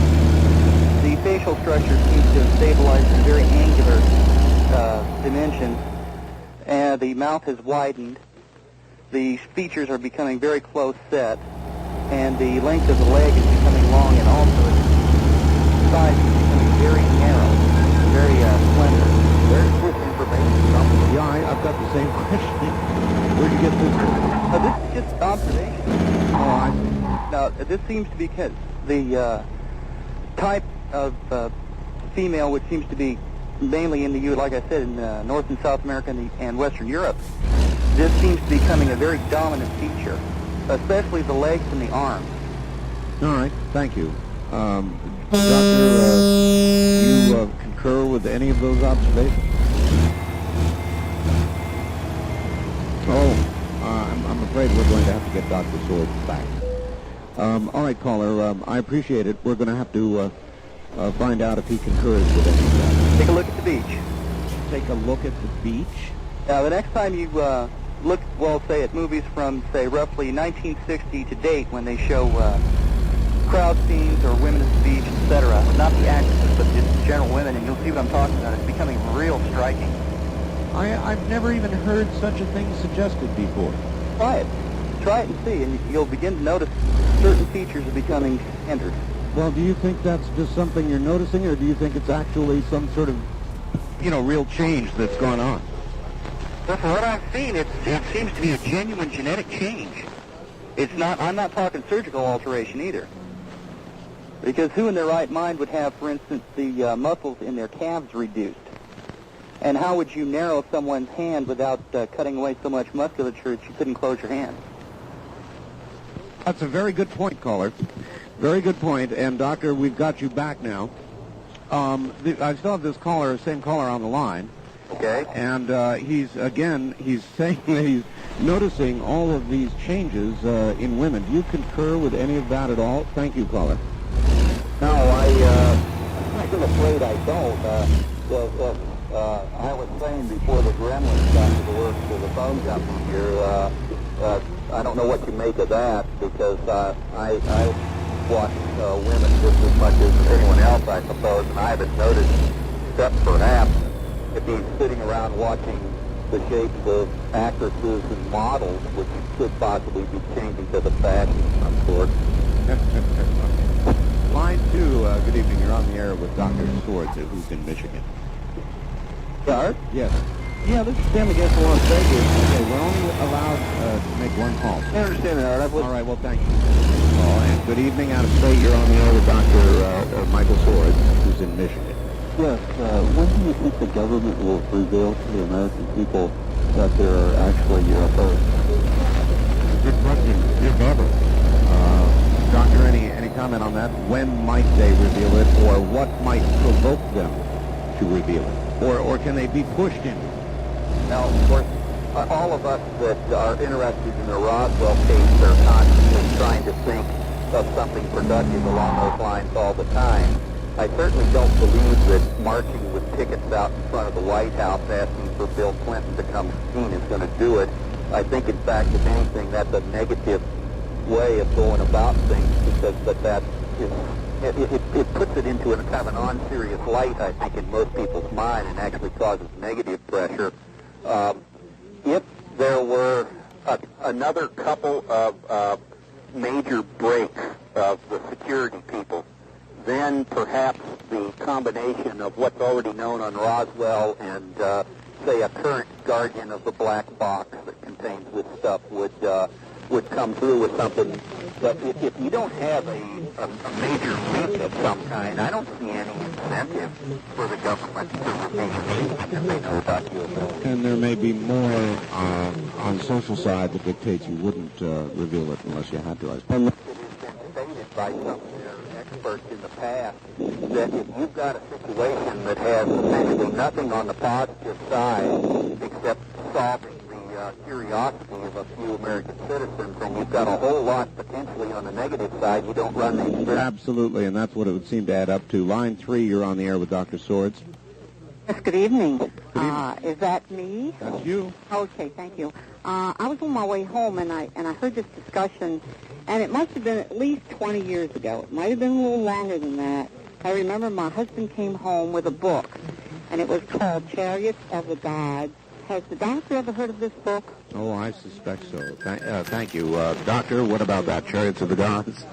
Well, she's talking about the thing that made Eric von Daniken a multimillionaire, of course. Eric von Daniken actually did the concept of ancient astronauts a disservice. There's nothing inherently wrong with the idea that consider that extraterrestrial visitations of ancient times and that these particular visitations would have affected the cultures in terms of making their buildings or more likely to insulting of their mythology. But Mary Von Daniken played so fast and loose with the facts and made such horrendous errors, howling fingers throughout his book. He took what was a potentially respectable theory and it completely ran the entire scholarly community off of it. At one time, even Carl Sagan, prior to Von Daniken's input, even Carl Sagan had broached a chariots of the gods type hypothesis in a famous Search for Extraterrestrial Intelligence textbook that he wrote. And of course, Carl Sagan wouldn't be caught dead saying anything about that now. Big flap going on now about Mars, about the Explorer, the loss of the Explorer. What feedback are you getting on that, Doctor? The feedback that I'm getting is that that NASA just screwed up, and that we set back a couple of years ago and yucked it up and called the Soviets a bunch of goons for pushing the wrong button on their Phobos probe, and now we've apparently made not a computer error, but a mechanical error, and that there's some sort of a transistor that has been known to have failed in a couple of other spacecraft before that was also put back into this thing, and that if this had been like a transfer before, we would have lost contact. So that though, it seems so unlikely. If you had a transistor that had failed in one craft, surely you would put it through its paces. You'd already experienced a large financial loss as a result of it. Why would you put it in yet another craft? It started failing the rings on the shuttle before we let one blow up, too. Good point. We're capable